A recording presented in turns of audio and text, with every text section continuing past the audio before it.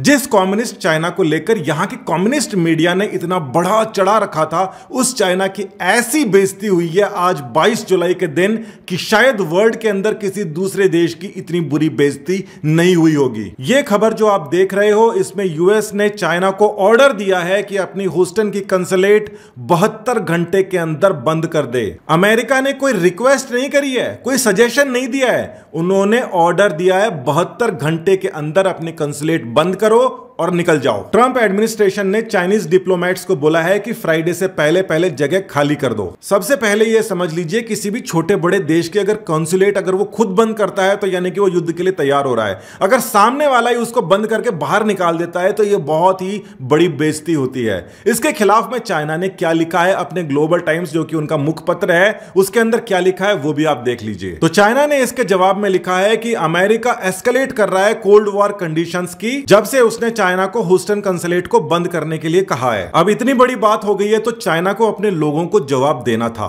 तो उसने अपने लोगों को क्या जवाब दिया है वो भी आप देख लो। तो इसके अंदर कारण उन्होंने बताया है कि $11,000 चाइना ने डोनेट कर दिए थे लुजियाना के अंदर, वहां पे मतलब अमेरिका के अंदर, जिसकी वजह से उनको इंसल्ट फील हुई है और इस इंसल्ट का बदला लेने के लिए वो हमें वहां से निकाल रहे हैं। मतलब $11,000 अगर चाइना ने यूएस के अंदर अगर दान दे दिए तो उसकी वजह से यूएस को इंसल्ट फील होगी।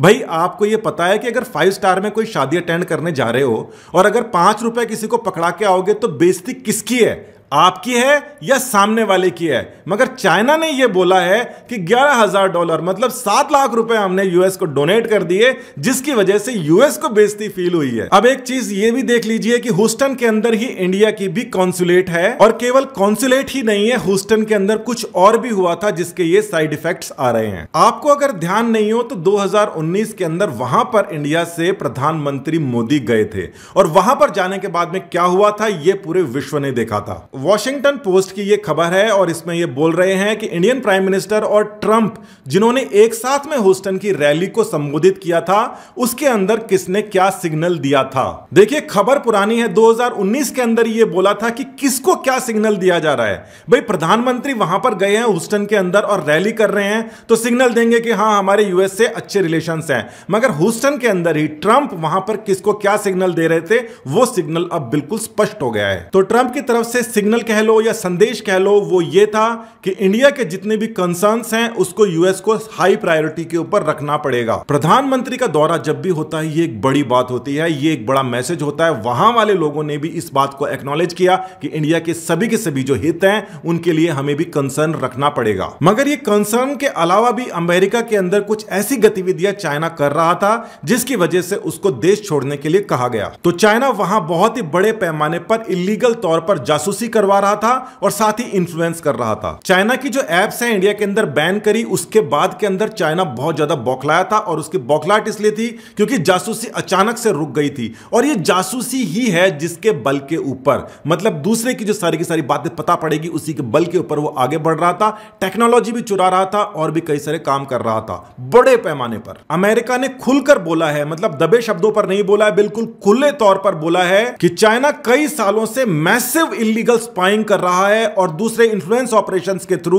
अमेरिका की संप्रभुता को नुकसान पहुंचा रहा है। कितने बड़े लेवल के ऊपर यह बात हो रही थी, इसके ऊपर भी एक रिपोर्ट आई है और एफबीआई ने यह कहा है, जो वहां की खुफिया एजेंसी है, उसने यह कहा है कि चाइना की जो एस्पियोनॉइज है, यानी कि जासूसी करके और वहां के बिजनेस सीक्रेट इंटेलेक्चुअल प्रॉपर्टीज को ले जाना, वो आज तक का अमेरिका के लिए सबसे खतरनाक, सबसे बड़ा थ्रेट है। कितना बड़ा थ्रेट है, मतलब एक जगह के जो जासूस हैं वो दूसरी जगह अगर पकड़े जाते हैं तो यह थ्रेट होता है। ये तो आपने देखा होगा कि इंडिया की तरफ से कोई जासूस कहीं पर पकड़ा नहीं जाता, क्योंकि हम लोग कहीं पर जासूसी करते ही नहीं है। हम जो करते हैं वो अपने हिसाब से करते हैं, ईमानदारी से करते हैं। मगर चाइना का अगर कोई जासूस वहां पर पकड़ा जाए तो एक बड़ी बात है, मगर एक जासूस नहीं, 2 जासूस नहीं। इस बात को देखिए, हर 10 घंटे के अंदर एफबीआई वहां पर एक ना एक ऐसा केस खोल रही है जिसके तार चाइना से जुड़े हुए हैं और वहां पर एस्पियोनेज हो रहा है। पूरे के पूरे अमेरिका पे चाइना ने युद्ध स्तर के ऊपर जासूसी कर रखी है, और जितने जितने भी केस अमेरिका में पकड़े जा रहे हैं उसमें से आधे से ज्यादा चाइना अकेले के हैं। मतलब आपके अगर किसी देश से अच्छे संबंध है, वहां से आप बहुत ज्यादा फायदा ले रहे हो तो उसकी जासूसी करना शुरू कर दोगे,